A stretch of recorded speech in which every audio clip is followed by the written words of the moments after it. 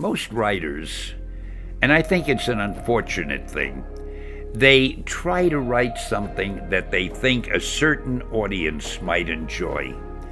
I've never been able to do that because I can't put myself in the mind of other people. I only know what I enjoy. So every time I've written a story, I've always tried to write the sort of story that I myself would enjoy reading. A story that would interest me while I'm writing it, as I'm waiting to find out what happens next. And I can't know what other people think, but I can know what I think, and I feel I'm not that unusual. If there's a type of story I like, there must be lots of people who like the same type of stories.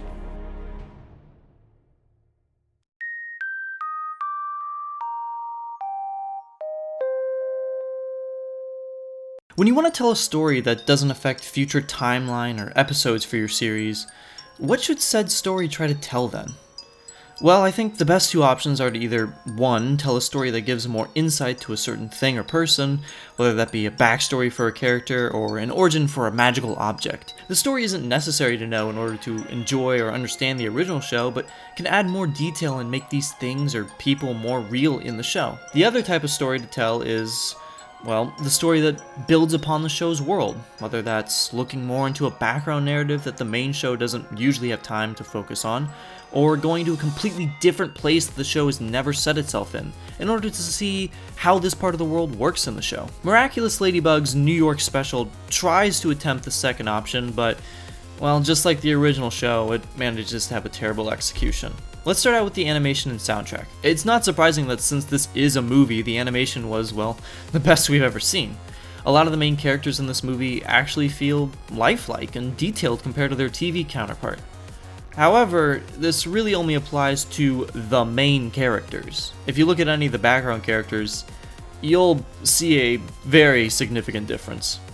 Maybe this is one of the reasons they decided not to do big crowds for this movie. The only problem with that is that the two cities that this movie sets itself in are Paris and New York City, some of the most popular and crowded cities in the world. So when you look at a lot of the shots of the characters in the city and you notice how empty it is, it seems less like an actual place and more like a sandbox environment for a video game. Also, while the animation and colors were great for our main characters, there are a lot of shots that just feel bland and dull in comparison. I mean, some shots even feel like they just weren't finished. I don't understand if this is a creative liberty, but if it is, I don't think it really works for the show. As far as the soundtrack goes, the only thing I liked was the orchestral version of the main theme. I think the main theme is catchy, I really do. And I like the orchestral version, it made things feel more epic. I just wish that the movie lived up to that, honestly. But let's move on to what everyone really wants to hear me talk about. The plot. Let's just get this out of the way. Even though this is called the Miraculous Ladybug New York Special, or Miraculous World New York something, this has nothing to do with Ladybug or, God forbid, Cat Noir. This isn't about the Miraculouses in general. It has nothing to do with anything or anyone that the show has established in the past. To me, this seemed like a very blatant attempt at trying to create a bigger multiverse, like the Arrowverse on the CW, or even the MCU, although that's a bit of a stretch. And if you thought the DCU had terrible world building, you ain't seen nothing yet. Actually, speaking of DC, let's talk about the new heroes introduced in this movie. They aren't heroes that have Miraculouses, so that's new, but well, remember in part 1 how I compared Ladybug, probably 80,000 times too many, to Spider-Man? I thought that was a fair comparison, since the character of Ladybug did seem to take a little bit of inspiration from Spider-Man. A red-suited hero that is modeled after a bug, swings around a very popular city that also sometimes works with a companion that is modeled after a cat, has a secret identity of being just an everyday normal student out of high school? Well, that's nothing in comparison to the new heroes in this movie. We have female Superman, which is just Supergirl, an already established hero. Female Batman, which is just Batgirl, an already established hero. Female Robin, which is female Robin, or Carrie Kelly, an already established hero. female Captain America, which is just, well, actually that one hasn't been done yet. We also have the Flash, the Power Rangers. Oh, there's that chick from Alita Battle Angel. There's a difference between taking creative liberties and just copying. And this, at the very least, teeters the line. Except for female Superman, that one is just a straight up ripoff. But Will, there are actually some original heroes introduced in this special. Yes, you're absolutely right. And the original heroes they introduce make me just wish we spent more time with the ripoffs. Seriously, we spend all of 3 seconds with the dude that seems like the Flash, and almost no time with the President of the United States, who is apparently a superhero. But instead we focus more on Doorman and Hot Dog Boy. Cool. This leads me to say this. They introduced way too many new characters in this movie. Keep in mind that these new heroes are never once mentioned in the original series, nor are they talked about in the movie until they just first appear, and when we finally do see them, everyone in the show just acts like they've always been a thing. So there's a lot of exposition dumped in the movie because of that. I don't know, I feel like it would have been way cooler to just introduce 2 sidekick heroes in the movie, only alluding to the fact that there are other more experienced heroes out there. And now they've just started to finally come out in the limelight because Ladybug and Cat Noir have been saving Paris, which tells us how impactful our 2 main characters are, not just in their hometown, but around the entire world. But because the writers want to make a superhero TV universe as quickly as possible, even though they already have 5 other already established miraculous heroes that they could already do that with, they introduced 6 new random heroes in one movie and expect me to care and be invested in all of them. Like I said in part 1, the creators of the show just shouldn't take on more projects until they can fix the problems plaguing the original show. But I digress. What about the villain of this movie? He's just as boring as you'd expect. Or maybe worse than you'd expect, actually. Maybe you're thinking that since the new heroes introduced aren't miraculous heroes, then this new villain might not be akumatized. After all, Hawkmoth works out of Paris, so what reason would he have to suddenly go to New York randomly at the same time as Ladybug and Cat Noir? Oh, f*** me, there's suddenly a new miraculous in New York. No, I didn't want to see how Ladybug and Cat Noir would deal with a superhero that's not akumatized and learn how to defeat a villain that is evil just because they are actually bad and not mind-controlled. I didn't want to see the clash of 2 different types of heroes, that being miraculous and non-miraculous heroes, and seeing how they could play off each other and give each other new ways to fight. I didn't even want to see something like, having 2 villains, one regular in New York and one akumatized back in Paris, so that Ladybug and Cat Noir have to divide and conquer to show that they can handle fights on their own and grow as people and heroes from it. So that Cat Noir could show he's not useless by defeating the villain in New York, and Ladybug shows she's become more experienced by defeating the akumatized villain in Paris by herself. I didn't want to see any of that because those are cool ideas, and we don't do those here. Will, you're wrong. There were 2 villains. Remember the akumatized monster that destroyed Paris? Oh, yeah, they did make a big deal about that. I like that. I thought that since Ladybug said she couldn't reverse the damage, then there would finally be lasting consequences, and maybe people in Paris would start to see Ladybug and Cat Noir less as heroes. But then, of course, everyone forgets about that, and they just act like nothing bad actually happened. Actually, Will, it did have consequences. Cat Noir gave up his miraculous, remember? That's right, it was so powerful because he felt like it was his fault he couldn't stop the akumatized villain, even though Ladybug is the only one who can actually stop the Akuma from repossessing people, so it's really more her fault, but she blames Cat Noir. And Cat Noir gave up his miraculous for all of 5 minutes or 1 hour in the movie's universe time. And then was persuaded straight from guilt and sadness to super happy with just one voice line from Ladybug that a robot played for him. So that really affected the story and the characters.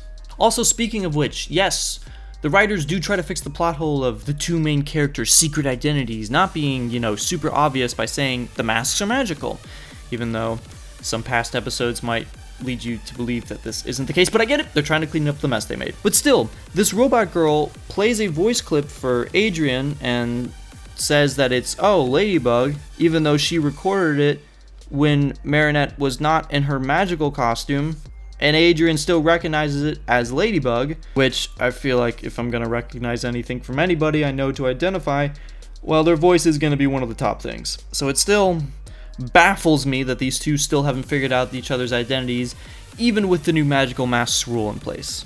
Also, I just want to quickly address the random things that were added in the movie that went nowhere or served no purpose to the plot of this movie. This one teacher being pregnant, this other teacher getting hated on by the students, Hot Dog Man, Sabrina having a love interest, Chloe and Marinette being roommates for the school trip, Hot Dog Man, Chloe not wanting to go on the trip and then just ends up going, Night Owl and Sparrow pretending to be men, Hot Dog Man, the sock puppet video the students make, Lila being in this special, Hot Dog Man, and finally, Hot Dog Man. You may say that some of these things are being set up for season 4.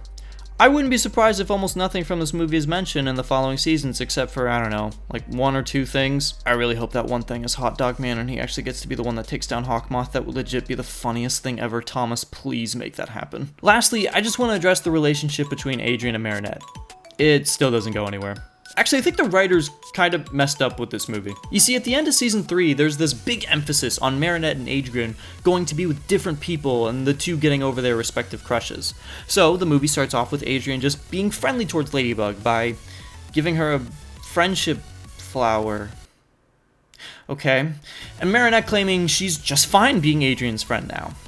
3 super romantic moments shared by the two later, and Marinette straight up says she loves Adrian, and they still don't end up with each other. Because apparently dancing to a romantic song in front of a full moon while flying above everybody else and holding each other like you're lovers actually just means you're buddies. But here's the thing, because Marinette says she loves Adrian, there will be one of 3 problems for the start of season 4. Either 1, none of this is referenced again and the whole thing is treated like it's non-canon.